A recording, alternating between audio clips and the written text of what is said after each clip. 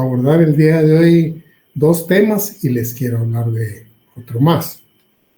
Este es el listado de puntos de la primera unidad, que es la teoría general del derecho colectivo del trabajo. Ustedes se recuerdan, hemos hablado ya de los primeros 4 puntos. Tenemos los 3 últimos, ¿verdad? Y las diapositivas estas, que son solo 2, se refieren a la finalidad del derecho colectivo. Luego está la clasificación del derecho colectivo de trabajo. Y cuando hablamos de clasificación del derecho, de cualquier rama de derecho, estamos hablando para otros, es lo que les llaman la naturaleza del derecho, ¿verdad? Cuando hablan de la naturaleza del derecho penal, por ejemplo, y se concluyen que es público, digamos, está haciendo una clasificación, por eso es que yo hablo de clasificaciones. Y en el ámbito laboral el tema es de que, digamos, aun cuando adquiere una calificación que es la de público, tiene otras clasificaciones, como que es un derecho social, y digamos, y esas son cuestiones que tenemos que en un momento dado tener presente nosotros. ¿Por qué? ¿Verdad? Se habla también de que es un derecho unitario, pues eso estaba por ahí en el primer libro, estaba más desarrollado eso. Entonces, ese tema es un tema que no va a cambiar la mayor cosa. Y yo del tema de la clasificación del derecho les voy a enviar un par de diapositivas que preparé, que lo que tienen son preguntas. Y son preguntas para que vean si ustedes tienen la idea de qué es lo que se tiene en relación a la clasificación del derecho y dónde está el derecho del trabajo y la parte colectiva propiamente, ¿verdad? Entonces, posiblemente muchos van a tener el listado de preguntas ahí, no son muchas, son como unas 8 tal vez, van a poder contestarlas. No son preguntas para que me manden respuestas, porque yo no estoy pidiendo eso. Solo estoy dándoles una orientación de qué es lo que tienen que saber sobre la clasificación. Entonces ese tema no lo voy a desarrollar acá, sino que son ustedes los que de alguna manera van a refrescar algunas cositas, ¿verdad? Porque la clasificación del derecho, eso en todas las ramas son la misma reflexión. Bueno, hablando del quinto punto, que es la finalidad del derecho colectivo. Aquí debemos acudir de alguna manera, en principio, cuál es la finalidad suprema o cuál es la finalidad primordial del derecho del trabajo en general. Cuando se habla del derecho del trabajo en general, no estamos hablando ni de la parte individual ni de la parte colectiva, sino de todo el derecho. La finalidad del derecho es, de alguna manera, el desarrollo integral del trabajador. Y cuando se habla del desarrollo integral del trabajador, no es que sea digamos, una máquina para trabajar mejor o que sea, no. Se está hablando de el desarrollo, digamos, integral del trabajador como persona, ¿verdad?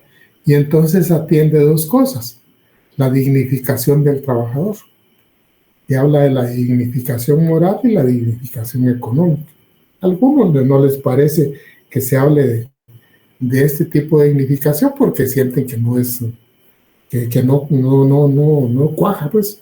Pero el tema es el siguiente: cuando a un trabajador se le paga un salario, y aunque el trabajador posiblemente puede ser que en algunos casos considere justo lo que le paga, puede ser que en otro no lo considere justo, pero es lo que le puede pagar el patrón, lo está de alguna manera dignificando en cuanto a lo que está haciendo, ¿verdad?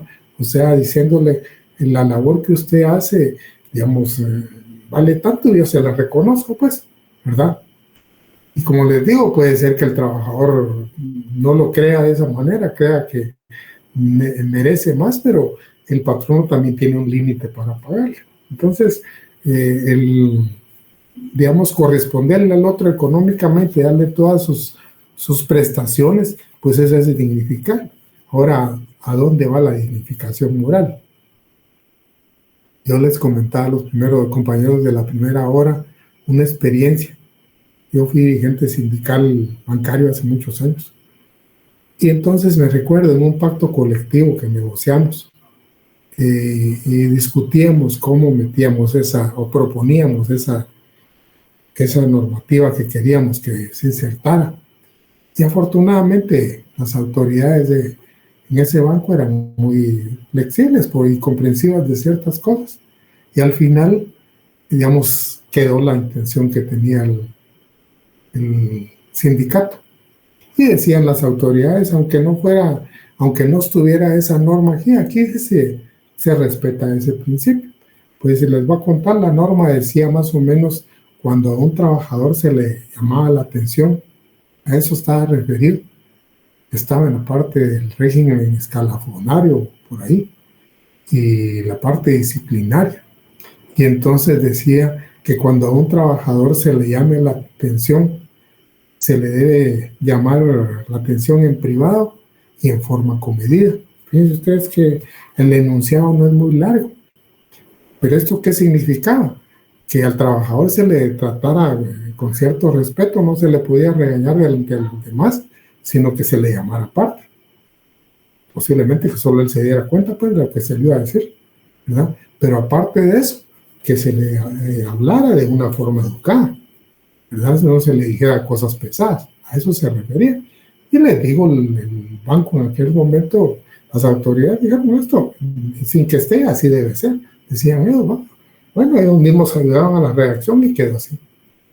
Ahora yo les comento esto porque imaginen ustedes cuando uno empieza a enterarse, a leer de la historia, por ejemplo, y no la historia de la humanidad muy lejos, en la historia de Guatemala, por ejemplo, en tiempo del general Ubico y otros presidentes que estuvieron cerca de él un poquito antes, se habla, por ejemplo, de que a los trabajadores en el interior, digamos, se les trataba, que los patronos los trataban como querían, pues, los capataces también.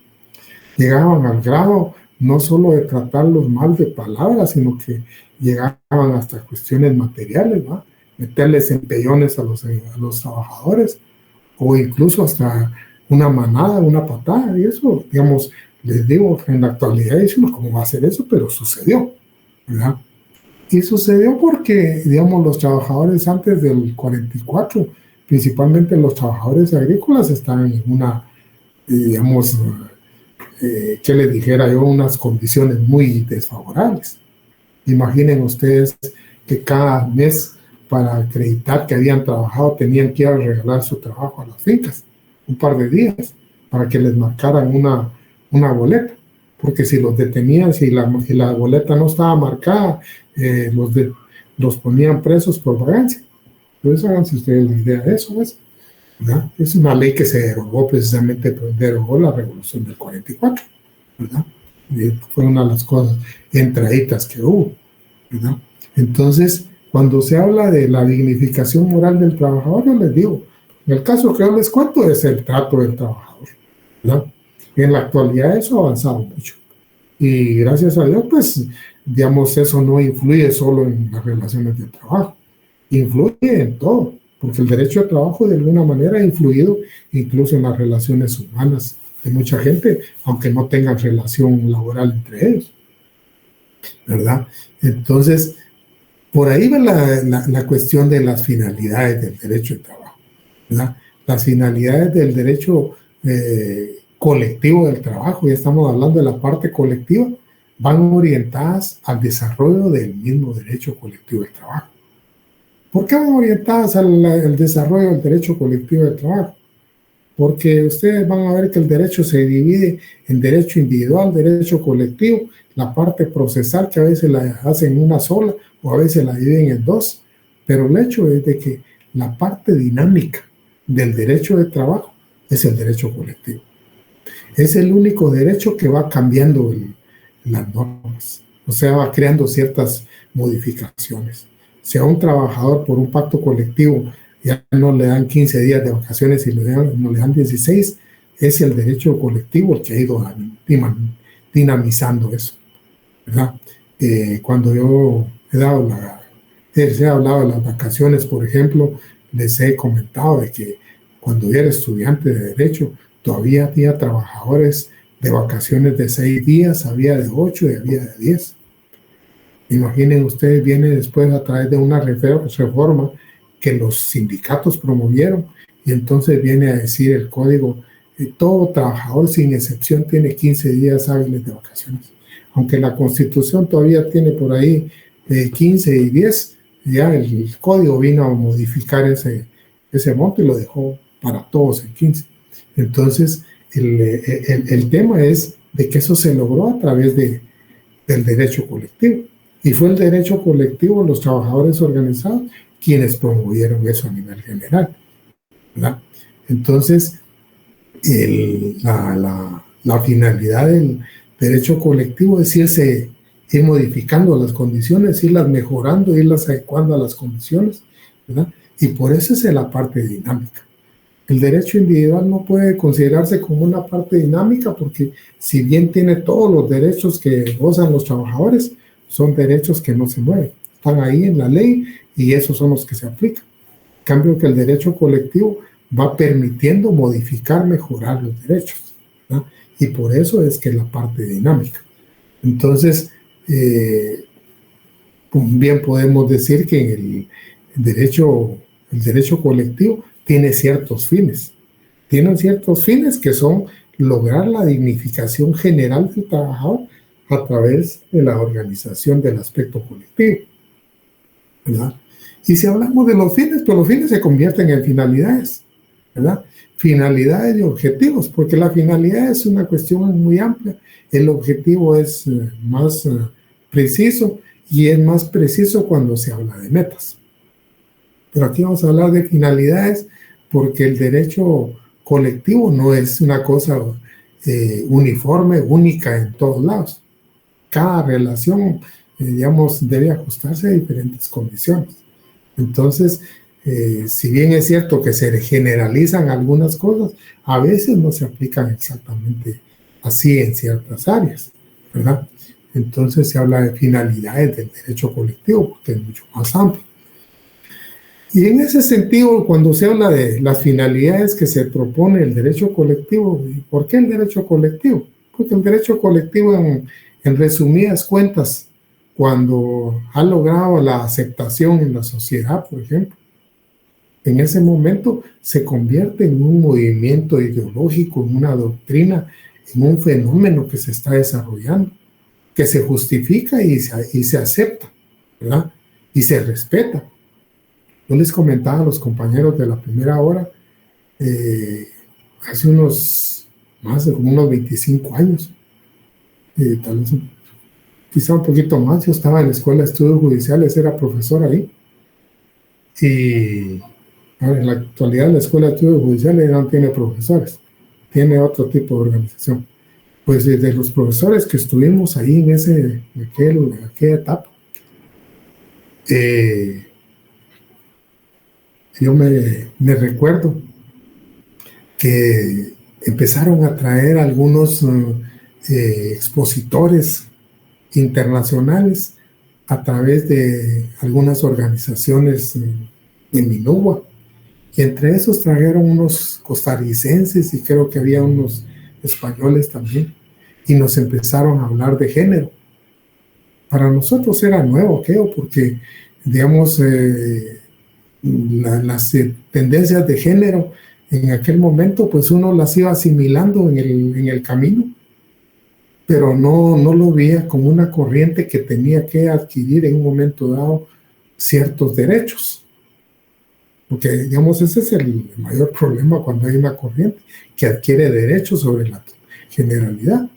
Bueno, al día de hoy, las corrientes de género se han desarrollado y se han incorporado ciertos derechos a favor de las personas que están dentro de ese ámbito, ¿verdad?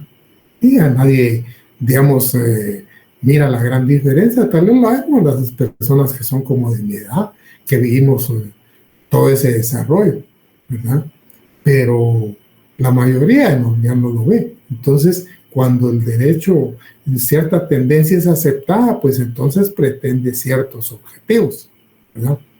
Y les digo, los objetivos de las corrientes de género en Europa pues, van mucho más adelantadas que aquí en nuestro país. Que sea conveniente o no, eso ya es cuestión de que lo analice cada quien, pues, ¿verdad? Yo me reservo mi punto de vista, ¿verdad? Pero el hecho es de que nosotros todavía vamos a la saga, pero el hecho es de que sí hemos aceptado ciertas cuestiones de la corriente. Pues lo mismo hace usted en la idea del derecho de trabajo, cuando no había normas laborales.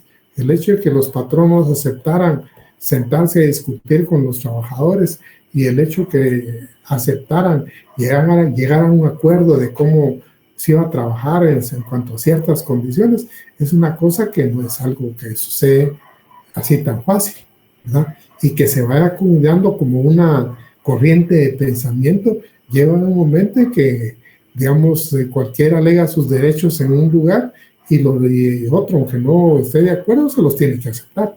Pues eso pasa con el derecho de trabajo, ¿verdad? Y entonces viene el derecho de trabajo y no de hoy, sino desde que empieza a desarrollarse ya de una forma un poco general, se establecen algunas finalidades que deben cumplirse para el desarrollo del derecho de trabajo.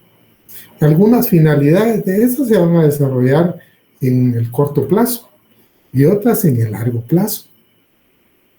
Y entonces no se van a desarrollar en la misma forma en todos los países porque cada país tiene su propia naturaleza, tiene su propia conformación, ¿verdad?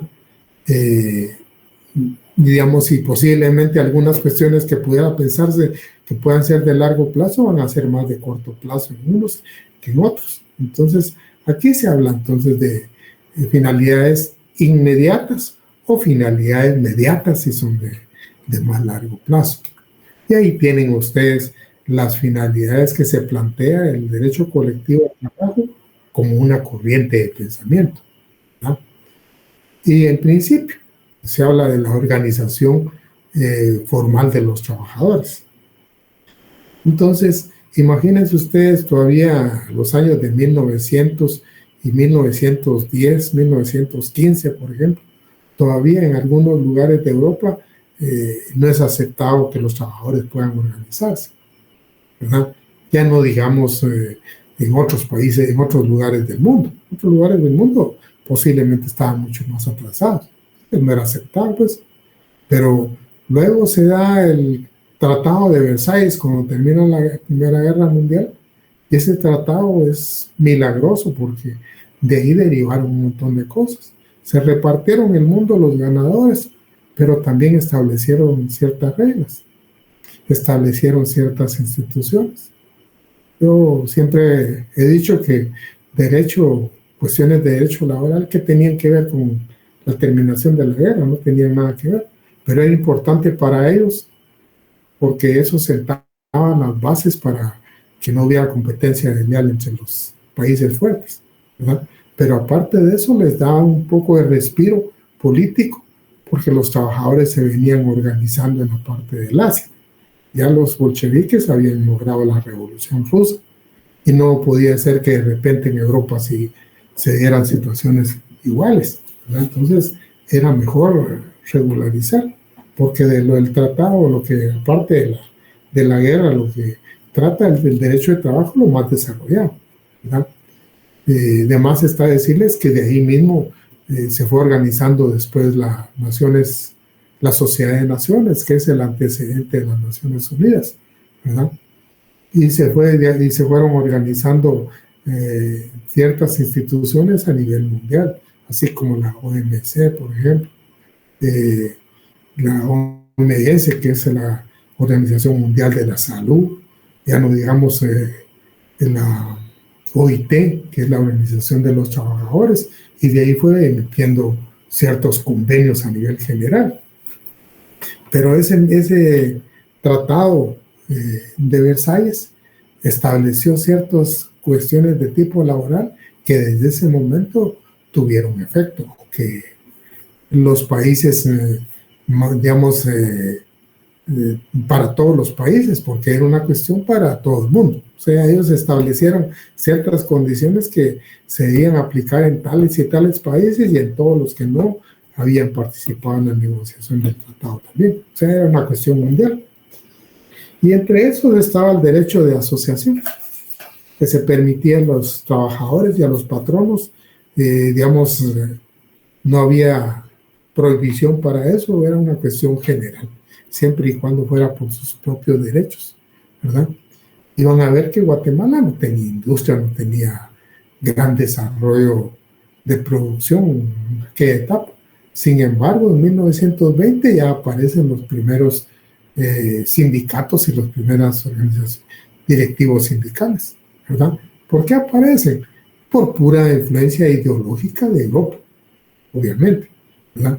Que tuvieron una participación política decisiva en la caída de Manuel Estrada Cabrera, también es cierto, ¿verdad? Las organizaciones sindicales en esa etapa, las absorbió el partido que estaban formando, un partido conservador, y metió estudiantes y directivos sindicales, y eso le dio solidez para votar a Manuel Estrada Cabrera y poner un presidente, aunque no durara mucho, ¿verdad? Entonces, yo les digo, desde ahí aparece una organización de trabajadores. Para otros países, incluso para nosotros, no teníamos todavía código de trabajo ni alguna ley que regulara la creación de sindicatos, pero ya se formaron en aquel momento, ¿verdad? Ustedes saben que el Código de Trabajo se emitió hasta 1947. Que los sindicatos que se formaron en ese momento también desaparecieron en el gobierno de los militares que vinieron después, eso también es cierto, ¿verdad? Ya se imaginan qué persecuciones se darían, ¿verdad? Entonces el tema, pero la figura de la organización de los trabajadores a nivel mundial ya se había dado. O sea, los trabajadores a nivel mundial habían logrado una de las primeras finalidades: tener un derecho que no tenían a nivel mundial. Luego, entonces, viene el siguiente derecho, y ese no estaba contemplado ahí en el tratado, pero como se creó la OIT empieza a emitir los convenios internacionales de trabajo. El convenio 87 se refiere a la Organización de los Trabajadores, que ya viene a regular la organización de los trabajadores, porque el tratado no tenía detalles en cuanto a organización. Y viene la OIT y emite el convenio 87 que se refiere a eso. Más adelante, no sé qué tanto tiempo, emite el convenio 98. Y el convenio 98 ya se refiere al derecho de negociación que tienen los trabajadores, ¿verdad? No sé, en este caso, qué tantas negociaciones hayan logrado en Guatemala, pero en otros lugares sí lo habían logrado. O sea, ya lograron, como quien dice, a nivel general se fue dando como un respaldo legal a las finalidades que se estaban proponiendo los trabajadores, que traían desde hacía rato, ¿verdad? Como organizaciones existentes, podían vigilar el cumplimiento de los derechos que la ley les daba. Ya estamos hablando de derechos que les diera una ley en general o una ley en particular. Les cuento que las leyes a nivel general no se dieron tan rápido, ¿verdad? Yo, por curiosidad, tuve oportunidad de tener en mis manos la Carta de Laboro, y cuando yo vi el título y empecé a buscarlo y conseguirlo, tenía la idea que tal vez era como un código de trabajo. Y me fui, y eso era de 1927, y me fui encontrando que la Carta de Laboro, que era una ley italiana, se refería a cómo organizar a los trabajadores, o sea, el derecho de organización. Les estoy hablando de 1927, así con esa lentitud se fue desarrollando, ¿verdad? Pero el hecho de que había ahí una disposición. Entonces, la siguiente finalidad es vigilar el cumplimiento. Cuando los trabajadores están organizados, aunque no hubiese una norma específica, si ellos habían logrado ciertos derechos, podían exigir su cumplimiento. Eso, aunque no estuviera regulado en un lado, ¿no? Porque si yo obtengo un beneficio de un contrato, puedo exigir que me lo cumplan. Y entonces eso, aunque es un principio civilista, ahí es aplicable, ¿verdad? Y entonces van teniendo ese derecho y más adelante que se desarrolla el derecho de trabajo, pues tienen ese otro beneficio, ¿verdad? Con todo esto, los sindicatos cada vez van produciendo más y entonces se habla de que enriquecen al derecho individual de trabajo. Y también se dice que absorben al derecho individual de trabajo. ¿En qué lo enriquecen? Lo enriquecen cuando, digamos, lo que negocian los sindicatos logran superar ciertas normas que hay a nivel ordinario. O logran los sindicatos que se incorporen en la ley ordinaria un derecho que ellos han ido logrando en forma particular, ¿verdad? En Guatemala, si ustedes miran, por ejemplo, el artículo 61 del Código de Trabajo, van a encontrar una serie de licencias que están al final, que se entraron ahí en el código por reformas. Entre esas está la licencia cuando uno se casa, cuando fallece un pariente, ¿verdad? Y hay como dos cosas más por ahí. Entonces eso ya lo tenían las empresas donde había sindicatos. Donde no había ese derecho. Si el patrón no quería, lo daba, y si no, no, ¿verdad? Pero los sindicatos logran, digamos, que eso se regule a nivel ordinario, a nivel general, y entonces por eso decimos que el derecho colectivo enriquece el derecho individual de trabajo, ¿no? Y en cuanto a que absorbe al derecho individual, lo va absorbiendo porque conforme el sindicato se va desarrollando, cae en representar a todos los trabajadores, independientemente que sean afiliados o no afiliados. Imaginen ustedes en un centro donde hay un sindicato, se logra un incremento, aunque los trabajadores no afiliados no paguen al sindicato, no sean afiliados, son beneficiados por lo que hizo el sindicato, ¿verdad? Entonces, está absorbiendo prácticamente una función de representar a todos, ¿verdad? Y esas finalidades, por lo menos en Guatemala, hace unos años tal vez no eran totalmente realidad. En la actualidad, las 4 finalidades que habla ahí son una realidad. Van como en cascadas, si ustedes quieren, pues, porque no se puede hablar de negociación si no están organizados los trabajadores. Tampoco se puede hablar de vigilar el cumplimiento del derecho de trabajo si no están organizados los trabajadores. Y no se puede hablar de reclamar derechos laborales que ellos hayan producido si no ha habido negociaciones, ¿verdad? Entonces, es como una situación de que el derecho va ganando espacios. Y esas son las finalidades inmediatas en Guatemala. Podemos decir que la mayoría se han cumplido. No en todos los casos, porque puede ser que algunos centros de trabajo hay alguna violación a eso.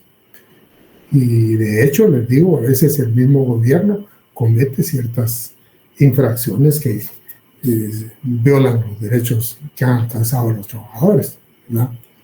¿Quién va a decir, por ejemplo, que el hecho que el Estado contrate por un 029 no es una violación si está contratando a un trabajador cada año, por ejemplo? Eso es una violación, ¿verdad? Pero desafortunadamente está regido por otras condiciones de tipo económica y legales. Ahora, en cuanto a finalidades mediatas o finalidades a largo plazo, se habla de 2. Y podría ser que haya más, pues está en el ámbito de orientación, de actuación del sindicato a nivel, si ustedes quieren, general y político. Y lo otro, propiamente la participación política de los sindicatos, ¿verdad? Mucha gente cuando le hablan de participación política de los sindicatos se le pone la piel de gallina. Y muchos incluso se oponen a eso porque les han enseñado que los sindicatos es algo malo, sin ponerse a pensar que todas las prestaciones que tienen nacieron de la gestión de los trabajadores y los trabajadores organizados, pues, ¿verdad? Que no hay, que a nivel general no podemos decir que todos los trabajadores sean personas totalmente 100% correctas. Eso en todos los ámbitos hay gente de diferente forma de actuar, ¿verdad? Pero el hecho es de que, digamos, sí podemos decir que, digamos, la forma de actuar de los sindicatos, pues, nos hace lograr un montón de cuestiones. Entonces, cuando se habla de la cuestión de configuración del pensamiento sindical, esa es una cuestión muy compleja. Y es una situación muy compleja porque como que cada sindicato va a responder a lo que pretende los socios del sindicato. O sea, lo que interesa a los socios del sindicato. Y lo que interesa a los socios de un sindicato, los miembros de un sindicato, de repente es muy distinto a lo que interesa a los miembros de otro sindicato, porque son de diferente ámbito, porque son diferentes tipos de trabajadores, ¿verdad? Entonces, les comentaba yo, complica la situación. Y complica la situación porque, digamos, no se puede definir a alguien que debe pensar en un sentido. Les cuento que cuando yo estuve en la Escuela de Estudios Judiciales, una de las cosas que discutíamos ahí era la unificación de criterios en el ámbito judicial. Y entonces muchos establecían o discutían o planteaban el hecho de hacer ciertos cuerpos normativos que orienten cómo debe entenderse cada parte y cómo debe aplicarse cada parte de la ley. Y yo siempre estuve en contra de eso. Porque si ustedes miran el artículo 204 de la Constitución, deja la libertad del juez que él analice el caso y analice la ley y disponga. Pero si a alguien le dicen cómo tiene que resolver, ya no tiene libertad, ¿verdad? Entonces, si eso es en ese ámbito, imaginen ustedes en un ámbito de intereses de todo tipo, ¿verdad? Pero nos podemos retrotraer un poquito más. Y cuando hablamos de sindicatos, por ejemplo, donde más se desarrolló todo el ámbito sindical fue en Europa. Y entonces en Europa y parte de Asia, por ejemplo, el tema es de que hay diferentes corrientes sindicales. Hay algunos sindicatos que se les llamó revolucionarios de una vez. Hay algunos sindicatos que se les consideró como anarquistas. Hay sindicatos que se les consideró moderados. Entonces, realmente cada quien va a participar o va a actuar conforme más le resulta conveniente, ¿verdad? Yo les comentaba a los compañeros de la primera hora de que en Guatemala, por ejemplo, seguido oímos el hecho, la calificación que se hace de don Joviel Acevedo. Yo les cuento que de cerca ni lo conozco siquiera, pero les quiero hacer una reflexión. Todo lo que habla normalmente la prensa y muchas veces dirigido por el sector económico, digamos, patronal, hace ver como un tipo aprovechado y todo lo que se quiere. Sin embargo, yo los invitaría a que le pregunten a los profesores que le apoyan si se piensa eso. Y él responde a los intereses de ese grupo, pues. O sea, para ellos ha sido un líder beneficioso. Y eso es lo que hace un sindicalista, lograr beneficios para sus afiliados. No es otra cosa, ¿verdad? En ese sentido, les digo, posiblemente las cosas que ha logrado son cosas legítimas porque como trabajadores han pedido ciertas cuestiones que consideran que merecen, ¿verdad? Que de otro lado se miren mal o sean malas, pues es otra cosa, pues, pero ahí vamos al hecho de cómo miramos digamos, a las corrientes sindicales.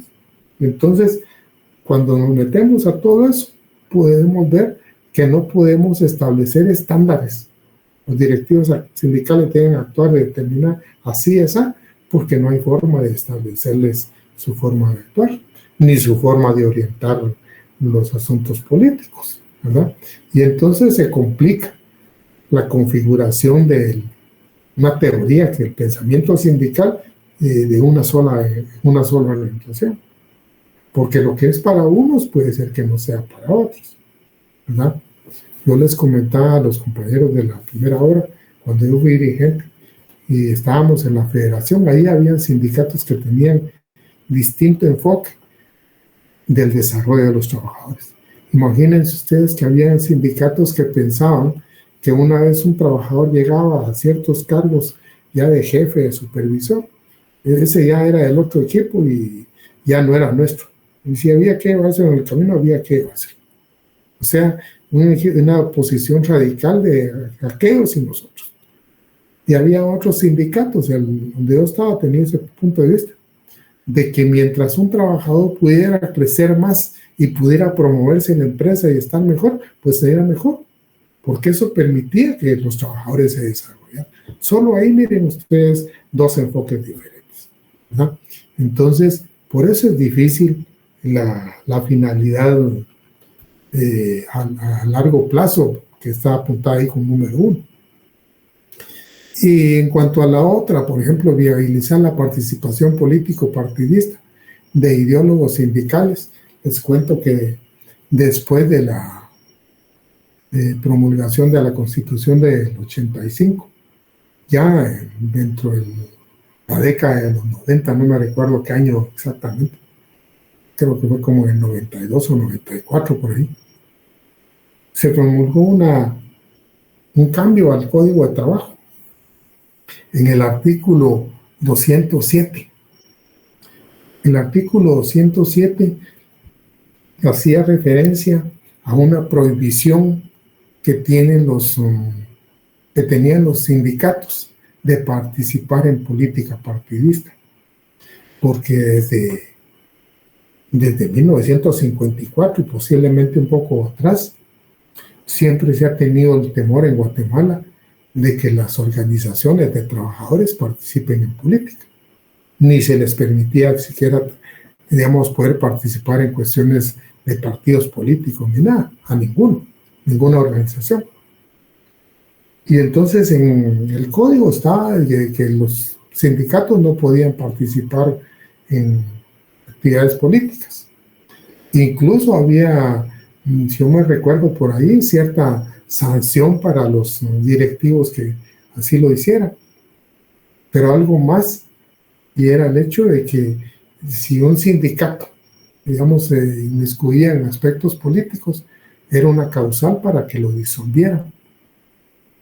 A partir de la reforma que se dio en los años 90, ustedes que dice que cuando un directivo sindical sea electo para un cargo público, deben suspenderlo en la empresa o en el lugar donde trabaja.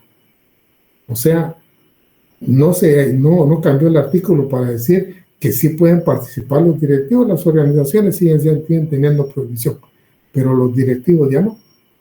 Y eso ha permitido en Guatemala que, digamos, hayan llegado al Congreso una buena cantidad de directivos sindicales. No todos han hecho una labor positiva, algunas incluso han hecho una labor muy mala, pues, pero hay quienes sí han hecho alguna labor positiva o medianamente positiva, ¿verdad? Y entonces, ¿por qué es importante esto? Porque en la medida que haya gente que esté consciente y comprenda ciertos planteamientos de la clase trabajadora, pues sus acciones como legislador, como funcionario, van a estar orientadas a que, digamos, sea más consciente y tenga más consideración de las posiciones laborales, ¿verdad? O sea, no es sencillamente porque participen. No, eso ha dado ciertos cambios a nivel político. Va dando de alguna manera cierta evolución en el Estado. Que en nuestro país, pues, ha sido un poco demasiado lento. Yo les contaba a los compañeros en cuanto a organización, por ejemplo, imagínense ustedes que los ingleses tuvieron prohibición de las organizaciones de 1799 a 1826, por ahí. Y de ahí quitaron la prohibición y les pusieron otros mecanismos de control, pero posiblemente fueron un poquito más flexibles. Fueron tan flexibles que el primer partido que se organizó de trabajadores y es el más viejo que existe en el mundo. Es el Partido Laborista Inglés. Y ese partido es un partido que lo formaron sindicatos. Y es un partido que al día de hoy incluso tiene mayoría en el Congreso británico, ¿verdad? Entonces, les digo, sí puede promover ciertos beneficios hacia la clase trabajadora. Aquí nosotros tenemos no nosotros, sino los que han dirigido tienen una mentalidad totalmente distinta, ¿verdad? Cuando se da ese tipo de partidos, así como el Partido Laborista, son los partidos que se llaman de estructura indirecta, porque son organizaciones las bases. Y aquí nunca ha habido ese tipo de partidos, ¿verdad? Todo lo contrario. Se considera totalitarismo, comunismo y un montón de cosas. Y cuando es así, pues. Pero el hecho es de que, digamos, la participación política no es una cuestión que debe verse así como una cuestión sencilla. No, debe verse en función de la evolución que le da al Estado, ¿verdad? Hasta ahí puedo comentarles yo de lo que son las finalidades del derecho colectivo, para que vean que no se refiere solo al aspecto doméstico de cambiar ciertas condiciones de trabajo, de mejorarlas, no, también se refiere al ámbito político. O sea, el ámbito político representa ir cambiando ciertas condiciones para favorecer a ciertos sectores. Y los países que han tenido la posibilidad de mejorar mucho sus relaciones han tenido una comprensión de esos problemas y han logrado desarrollarse, ¿verdad? Algún día ojalá lo tengamos nosotros, pero por eso les digo, ya tenemos el apéndice que sí se puede participar, por lo menos los directivos en aspectos políticos. No es muy viejo, es de los años 90 para acá, ¿verdad? Ahora, la primera de las finalidades, es así, va a ser una cosa muy difícil, porque cae en otro ámbito, en ámbito propiamente de las organizaciones sindicales y la forma como enfocan sus luchas, ¿verdad? Yo no sé si hubiera alguna pregunta de lo que he comentado, si no vamos a pasar al otro tema. Ustedes me dicen, compañeros. Licenciado, buenas noches. Buenas noches, compañero. Como conclusión, en uno de los primeros temas que usted nos tocaba, en las finalidades del derecho colectivo de trabajo, pues básicamente sería alcanzar el desarrollo de la persona humana y de la sociedad por completo. Sí. Esa sería una de las finalidades principales dentro del tema ese que usted desarrolló al principio. Sí, la realidad que sí, eso es alcanzar, porque como les digo, el derecho de trabajo no se queda nada más en el ámbito laboral, va más allá, ¿verdad? Muchas de las cosas que ha logrado el derecho de trabajo han tenido incidencia en toda la sociedad, ¿verdad? Y esa es una cuestión beneficiosa, pues, porque han cambiado incluso las relaciones humanas en muchos lugares, no necesariamente en los centros de trabajo, ¿verdad? Ahí también, pues, pero no solo ahí, sino en otros ámbitos, ¿verdad? Pero sí le digo, las primeras finalidades inmediatas o a corto plazo sí se han cumplido a nivel casi general, con algunas dificultades en algunos lugares, pero sí, a nivel general, digamos, se han cumplido, ¿verdad? A veces hay ciertos desencantos con la actuación de las autoridades, pero usted sabe que ciertas funciones o ciertas actuaciones de autoridades son temporales, que puede ser que venga después un gobierno distinto y cambie un poco las cosas, ¿verdad? Esa es la situación, pero sí se han logrado en buena medida el desarrollo de las finalidades del derecho colectivo. No totalmente, pues, pero en Guatemala en alguna buena medida se han logrado. Ahora, como un pequeño comentario acerca de la Joviel Acevedo, que si bien es cierto, una pequeña parte del ministerio pues lo apoya porque ha conseguido ciertos logros o beneficios para ellos, pues un poco a cuesta de qué o a costo, cuál sería el costo de esa ganancia que ellos han obtenido, porque la mayoría de maestros que están en este sindicato pues ni siquiera dan clases, entonces van como a un costo, ¿verdad? Ganar algo que realmente no están trabajando. Se supone que el sindicato es para ayuda de un trabajador, pero al final ellos no son trabajadores, sino que se están convirtiendo más que todo en una pandilla. Es un poco complicado desde mi punto de vista, licenciado. Yo pienso que tal vez no es una cosa generalizada. ¿Sí? Mire, en los sindicatos, por ejemplo, a veces los mismos patronos promueven el hecho de darles licencia completa a los directivos sindicales. Y lo hacen de alguna manera como una política de vincular a los directivos de los centros de trabajo.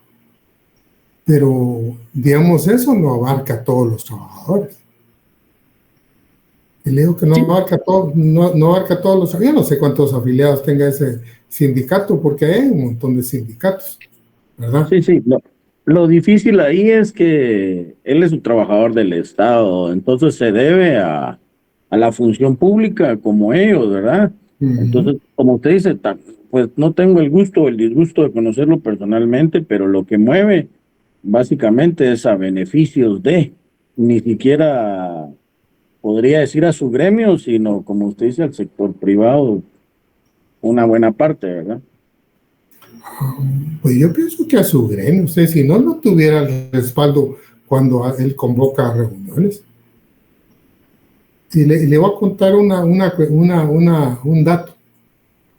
Mire usted, ni siquiera Portillo, que hablaba tanto de que una maestra desde que era estudiante, él hablaba que iba a ser presidente y un montón de cosas, ni siquiera Portillo, con Portillo lograron los maestros algo, con el presidente Álvaro Colón, y serán negociaciones como, que digamos, políticas y todo que haya hecho Joviel, pero en tiempo de Colón, como 600 profesores lograron que los nombraran bajo el 011, gente que había venido siendo nombrada en el 022. Ustedes saben que en el 022 no se tiene derecho a escalafón. O sea, se le están negando ciertos derechos. Entonces, de eso le digo, es una cuestión que afloró y es una cuestión pública.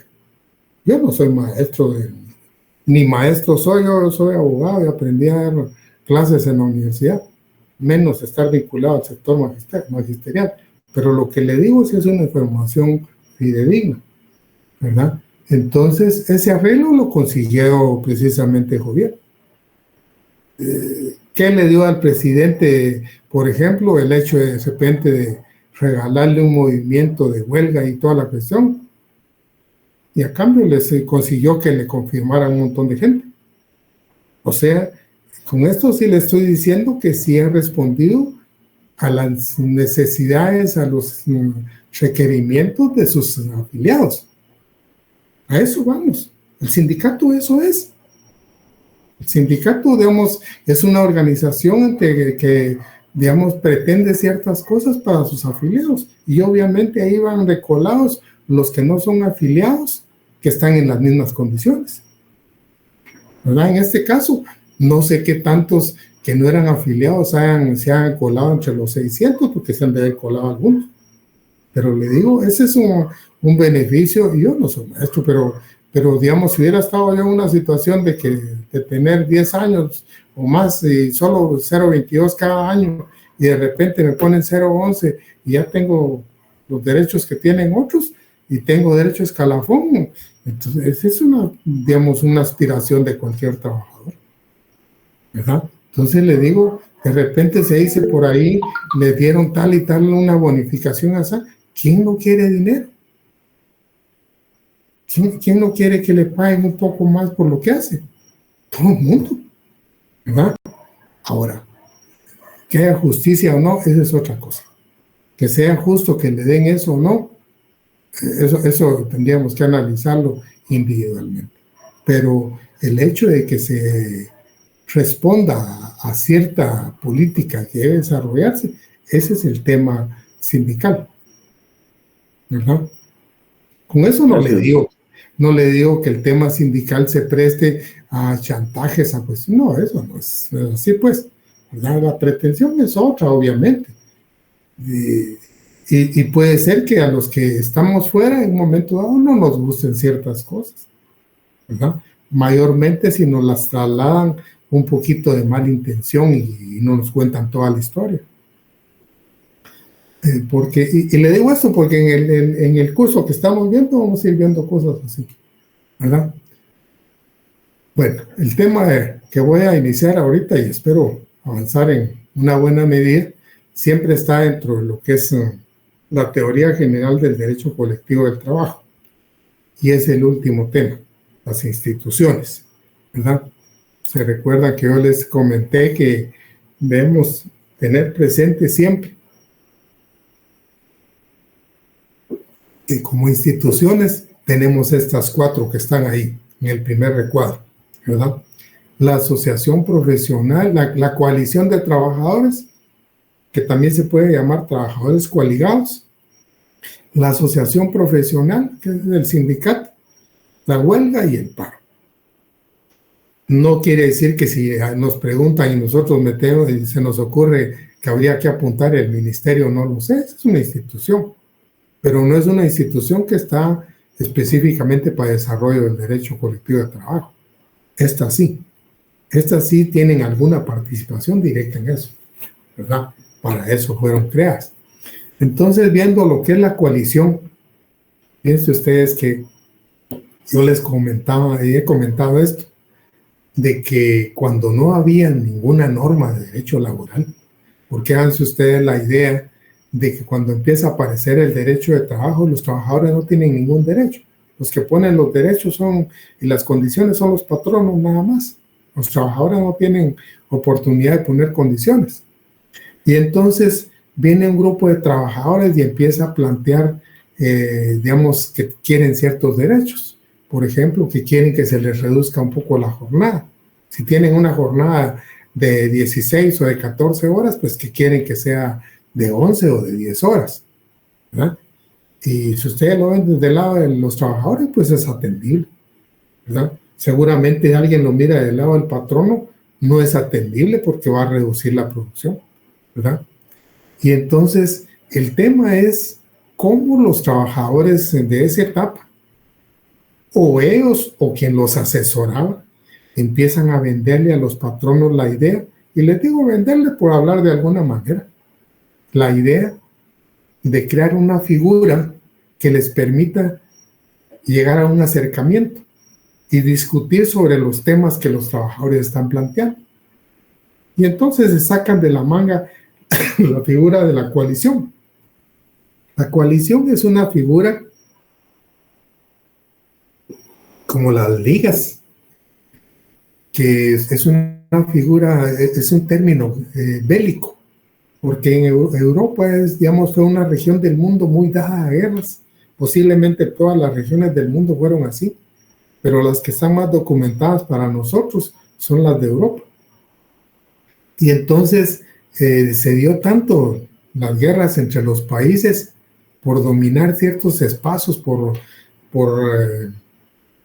obtener incluso una etapa trabajadores para uno en calidad de esclavos, por muchas razones.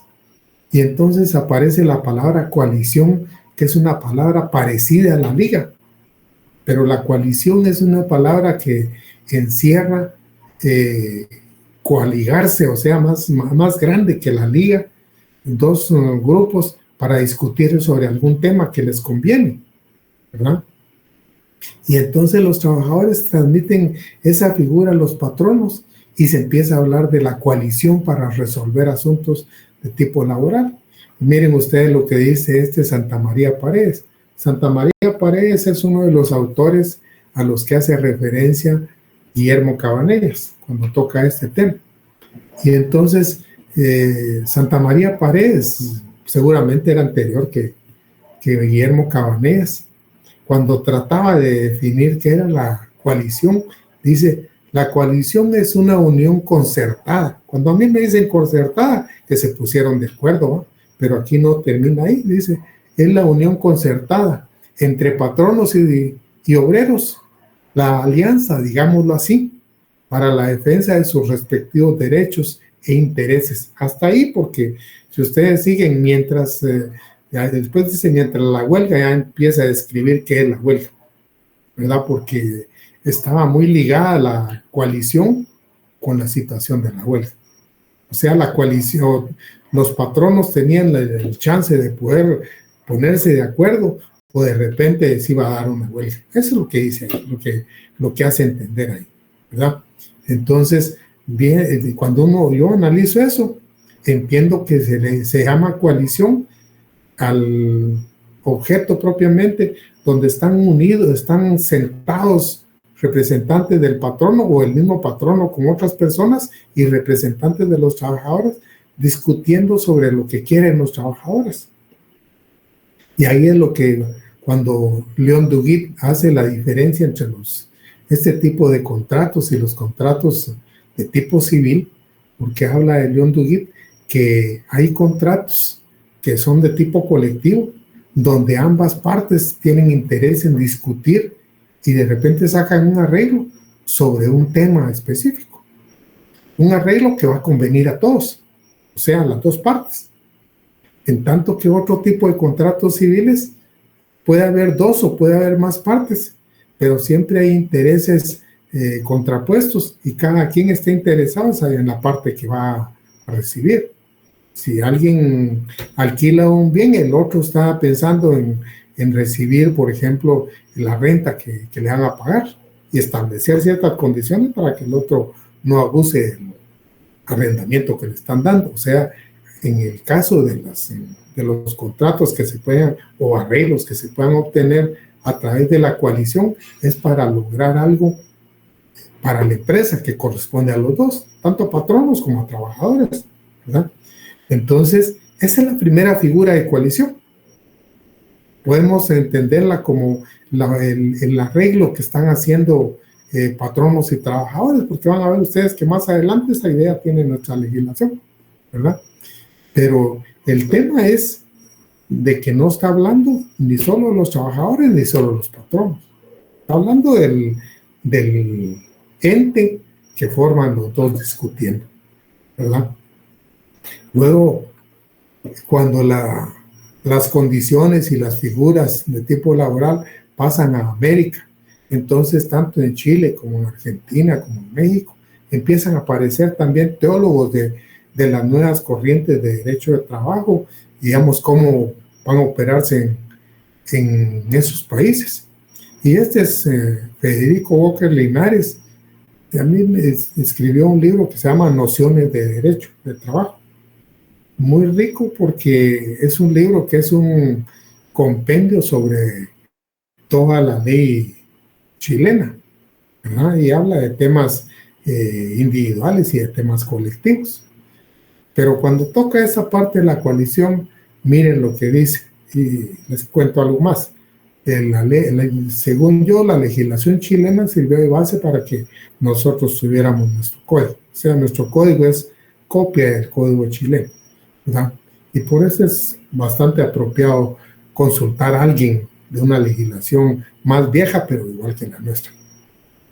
Y entonces dice Federico Walker Linares, dentro de la organización capitalista se producen fatalmente conflictos entre los intereses, muchas veces antagónicos, del capital y el trabajo. Los trabajadores exigen mejoramiento de sus condiciones, los patronos se resisten a otorgar concesiones, por lo cual se provocan conflictos en que ambas partes deben tomar sus medidas de defensa. Esto que yo subrayé ahí, lo subrayé para que ustedes lo vean con más precisión. En el texto no está subrayado. El texto original no está subrayado. Luego sí. En tales casos, los obreros harán uso del derecho de coalición, es decir, se concertarán para la defensa de sus derechos o de sus intereses comunes.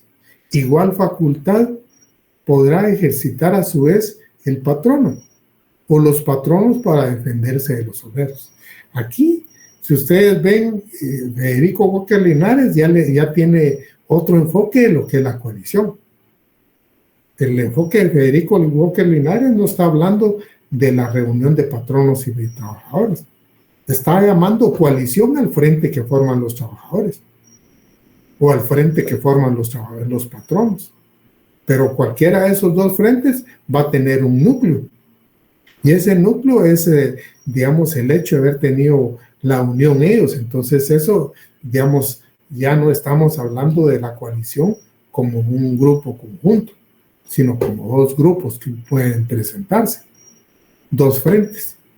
Esa es la figura que predominó para Argentina y para Chile, y obviamente influyó en una buena cantidad de países latinoamericanos.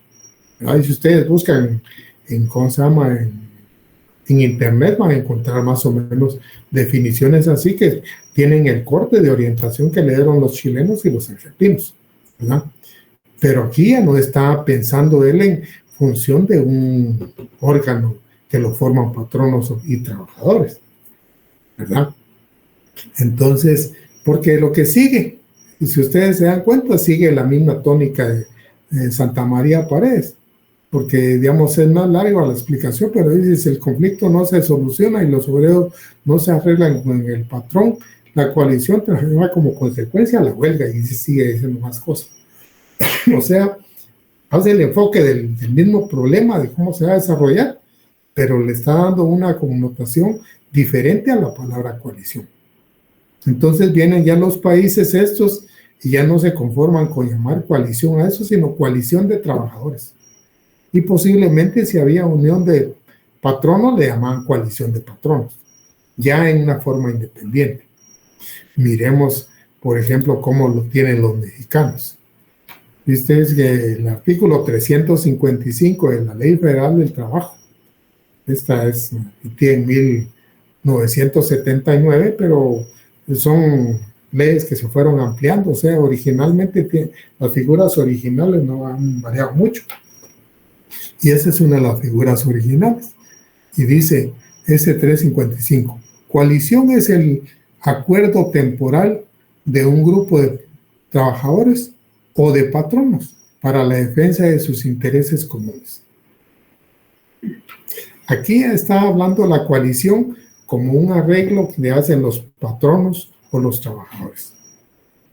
Está hablando ya de grupos separados, ¿verdad? Entonces, por eso les digo, en América ya se manejó la figura de la coalición de una manera un poco diferente. Y entonces ya se empieza a hablar no solo de coalición, sino coalición de trabajadores. El artículo 374 es el que tiene en nuestro caso, digamos, contemplada la coalición, ¿verdad? Y entonces, para que ustedes lo conozcan, quiero que los que tengan allá a mano, ojalá que sean la mayoría, si no todos, su código de trabajo. Léanse el artículo 374. Yo les voy a dar unos 5 minutos para que lo lean bien. Ahí está el 376 por si les da tiempo a leerlo. Ese es pequeño. Y entonces podamos tener una respuesta de las dos preguntas que hay ahí. Entonces, les doy chance de que lean, compañeros, ¿verdad? Y les cuento que las clases así van a ser, porque es la forma en que ustedes pueden conocer la ley juntamente con la doctrina.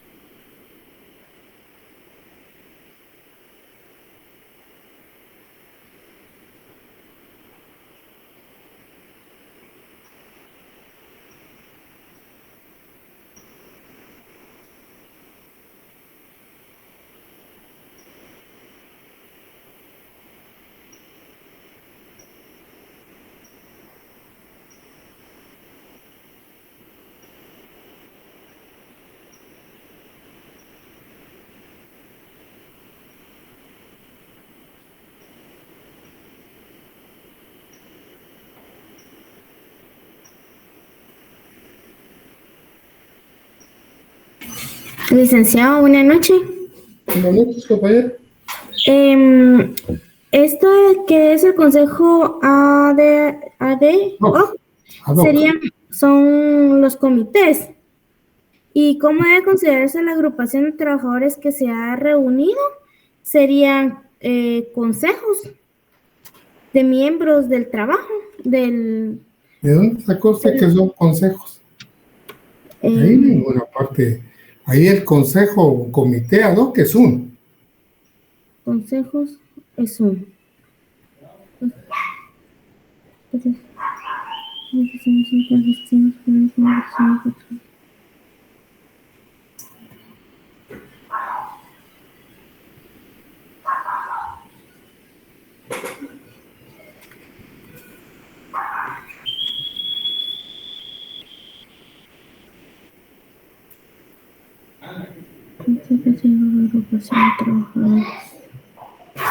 Licenciado, disculpe una consulta.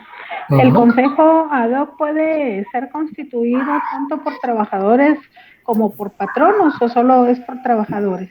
Imagínense ustedes que en un centro de trabajo le llegó la noticia a los trabajadores que está mal la fábrica y tiene, qué sé yo, unos 200 trabajadores y le llegó la noticia que la fábrica la van a cerrar o que van a despedir a la mitad de los trabajadores.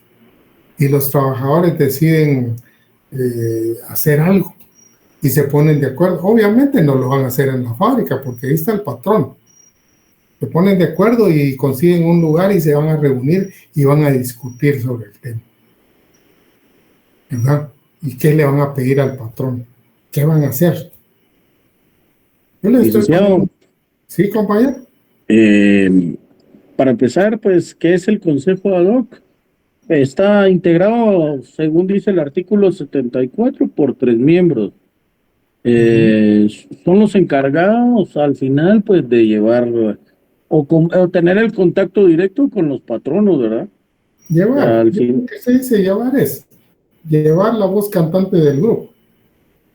Porque en el grupo pueden estar 5, pueden haber 10, pueden haber 50, 100 o que de repente hasta más. Y no van a ir todos. Entonces, por eso dice que no pueden nombrar más de 3. ¿Verdad? Ellos son el comité o consejo ad hoc. ¿Qué función tienen ese comité o consejo ad hoc? Bueno, al final son representantes de todos los trabajadores. Así es, son los representantes de los trabajadores, ¿verdad? ¿Y cómo debe considerarse la agrupación de trabajadores que se ha reunido? A la totalidad de trabajadores reunidos ahí.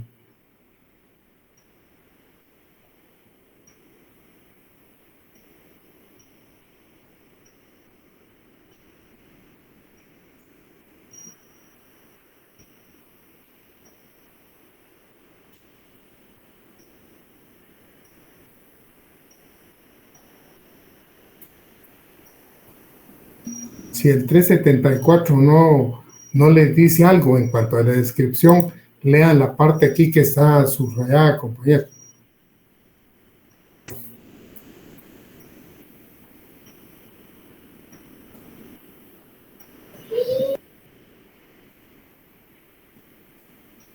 Es una coalición. Es una coalición. Ese grupo que se reunió, que no estamos diciendo cuántos son, puede ser, es indeterminado. Esa es la coalición. Esa es la coalición de trabajadores, de acuerdo a lo que han venido manejando los sudamericanos y que a nosotros nos lo trasladaron también. Porque aquí ustedes van a un juzgado de trabajo y le preguntan a alguien ahí y cualquiera les puede explicar qué es una coalición de trabajadores o qué es un grupo de trabajadores coaligados, como también se llama. Con los artículos que les he dado, les cuento, en ninguna parte de la ley guatemalteca aparece la palabra coalición. En la legislación mexicana aparece porque aquí les estoy transmitiendo yo el artículo. Pero en la legislación guatemalteca no aparece.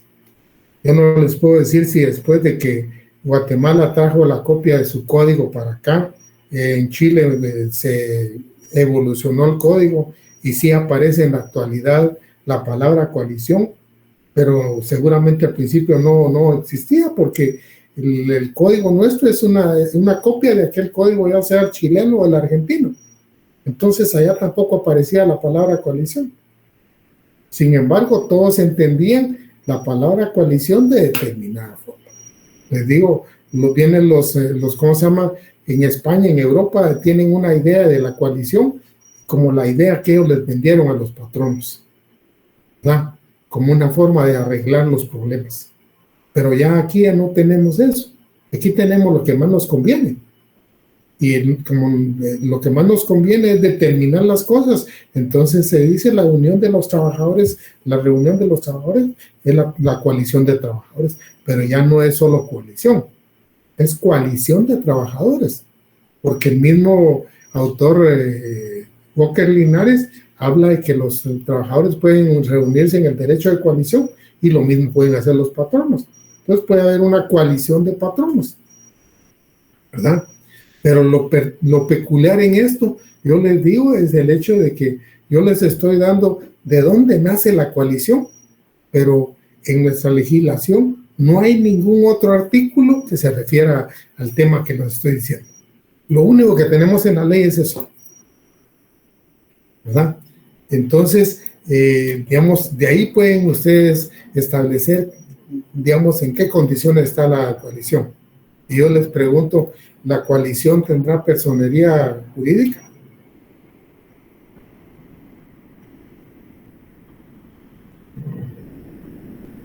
Yo imagino que a esas alturas ustedes saben qué es la personería jurídica.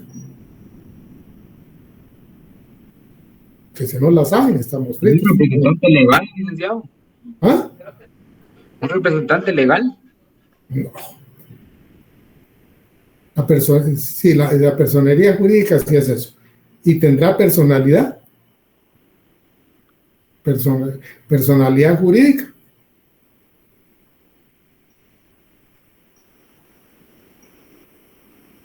Sí, licenciado, por ser colegiado. ¿Cuál es colegiado? Y usted lo que tiene es el artículo 374 y si ahí no habla nada de colegiado. Yo le digo si tiene la coalición personalidad jurídica. Es una organización sin mayor formalidad. Sí. No tiene personalidad jurídica. Son solo representantes. Tiene personería porque tiene representantes, pero personalidad jurídica no tiene. Hasta llegar a conformar el sindicato. Pero no es el camino ese para formar el sindicato. La coalición es una figura que creada, podríamos decir, es el embrión de la organización de los trabajadores, pero no es el camino para formar el sindicato. El camino para formar el sindicato es otro. Licenciada, y con una duda. Sí, compañero. Este consejo ad hoc es, póngale, sus representantes pueden luchar por ciertas necesidades del trabajador mínimas, como póngale más papel toilet, agua salvavidas, antes de... Mire, se puede emplazar la Claro, empresa también por medio de estas. Eso lo vamos a ver el día siguiente de clase, pero el hecho es de que ellos, ¿para qué los eligieron ahí? Para que lleven las pretensiones de todo el grupo ante el patrón, ¿verdad? Y que traten de negociar algún resultado de lo que van a ir a pedir. Y ahí no está diciendo solo pueden hacer tal cosa, ese es amplio, ¿verdad? Ahora, si leyeron el 376 van a ver la obligación que tienen que cumplir. Y eso es solo para tener un registro, ¿verdad? Entonces, yo hago esta reflexión porque cuando muchos estudiantes no hacen la reflexión de leer el código y hacer el ejercicio y vienen los exámenes y entonces tienen una confusión de qué es el comité ad hoc y qué es la coalición y todo, no lo entienden. Pero aquí, digamos, lo que yo pretendo es de que entiendan qué es la coalición de trabajadores, qué es el comité ad hoc o consejo ad hoc, ¿verdad? Y para qué sirve uno, para qué sirve el otro, ¿verdad? ¿Qué función tiene uno, qué función tiene el otro? ¿Verdad? Y si yo les puedo preguntar si son dos cosas distintas o tienen alguna relación, ¿verdad? Lo que yo les he lanzado lo pueden en un momento dado tener una respuesta si leen detenidamente ese 374. Y entonces, yo sé que en este momento no sé cuántos estudiantes hayan leído la ley. Sin embargo, quiero contarles y eso a todos, que la clase no fue solo para los grupitos que participaron, es para todos, y que tienen que leer el código, ¿verdad? Si no leyeron en este momento, hoy en la noche en su casa más tarde, léanlo y traten de repasar y para entender esta figura, porque una vez vamos a ver esto y ahí vamos a ir viendo otras figuras. Entonces, el tema es para que tengamos claro que la coalición original evolucionó a la coalición que se entiende en la actualidad. En la actualidad ya no es solo la coalición como habla Santa María Párez, sino ya es la coalición de trabajadores. Que en ninguna parte de la ley está el nombre coalición de trabajadores, es cierto, pero que cualquier trabajador de un juzgado que esté relacionado con eso les puede explicar qué es una coalición de trabajadores, aunque no aparezca en la ley, ¿verdad? Porque la doctrina sí dice que es una coalición y ya los trabajadores entienden que es una coalición de trabajadores, porque coalición de patronos nunca van a encontrar, pero sí los digamos de trabajadores sí. Y entonces, así como dice la compañera, la coalición puede servir para plantear ciertas peticiones variadas. Yo les puse un ejemplo de que en la fábrica van a despedir un montón de gente y eso a cualquiera lo pone quisquilloso, pues. Y si a mí me dicen que me van a despedir y después me invitan a una reunión y toda la cuestión para ver qué hacemos, voy. Yo no sé si creen ustedes, pero yo iría. Y si ahí, en ese momento, porque soy uno de los que más shooters que está hablando tanto, me nombran como representante, pues agarro la onda, ¿verdad? Pero el tema, háganse la idea ustedes en un ejercicio así como el que les estoy planteando, ¿verdad? Para pensar cómo es que se da eso. Puede ser así como dice la compañera, digamos, hay carencia de papeles o del otro, y no tienen ni los servicios esenciales, y por eso sufren mucho los trabajadores, porque ahora se hace ese tipo de cosas, señores. Yo conozco oficinas públicas que ni sanitarios tienen para la gente que llega a visitar. Qué pecado eso. Y digamos, a veces las condiciones de los trabajadores están, pero pésimas en esas necesidades, ya no digamos en otras, ¿verdad? Entonces, una coalición de trabajadores puede servir para plantear eso. Ahora bien, si más adelante hacen un sindicato, pues pueden tener algo más terminado, pero en este momento estamos hablando de una organización que no tiene una organización totalmente formal. No es antiformal, sino que no tiene toda la organización formal de una asociación. Es una cosa espontánea, que no va a tener registro en ningún lado, porque aparte del artículo 374 no hay más en el código respecto a la coalición. Eso todo lo que yo les he comentado en este momento, 374 y 376, es todo lo que se puede recoger respecto a la coalición, ¿verdad? Entonces, mi consejo es, los que no leyeron, que busquen la forma de leer para ponerse al día. Y les digo, y muchas de las clases que vamos a tener van a ser así, para que ustedes vayan conociendo las diferentes figuras del ámbito. Perdone, esta coalición, como bien dice ahí en la gráfica que nos presenta usted o en la diapositiva, es también temporal, según dice ahí. ¿Eso también forma parte de eso en este artículo?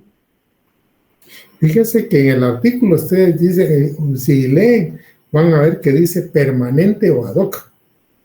Ad hoc es lo que le da la figura temporal. Y lo que pasa es de que una coalición no tiene un montón de garantías.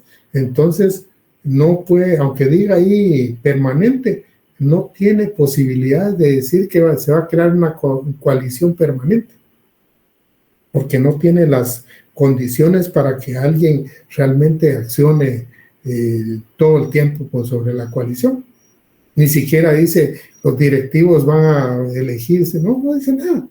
Ahí solo el tema, la idea de la coalición es para que si hay un problema, que lo traten de trasladar a su patrono y que busquen la forma de ver cómo lo resuelven.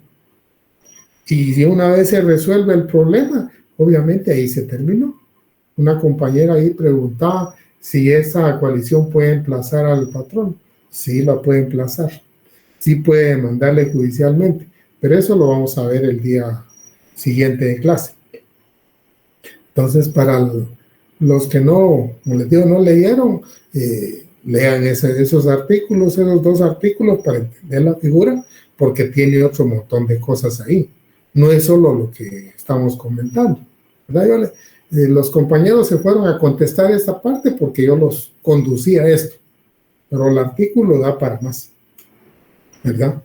Entonces, nos vamos a quedar ahí, compañeros, ¿verdad?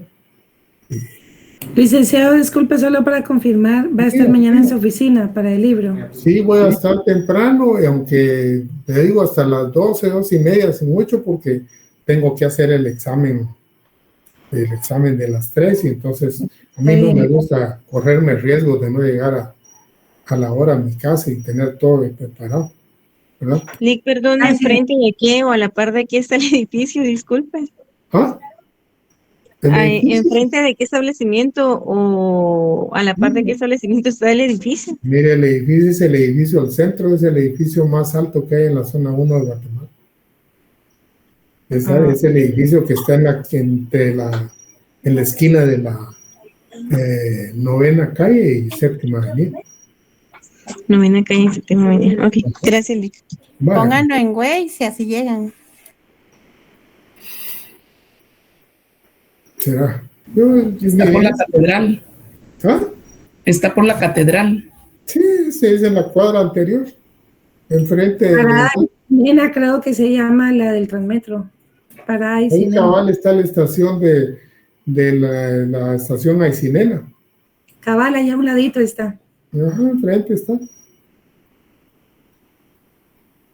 Y yo les digo, ese edificio es el edificio más grande que hay en la zona 1 de Guatemala. La zona 10 y todas tienen más altos, pero la zona 1 ese es el más alto. Es viejito, por cierto, pues, como unos 46 años. ¿Verdad? Gracias, Lic. Feliz noche. Feliz noche, compañeros. Yo aquí los dejo.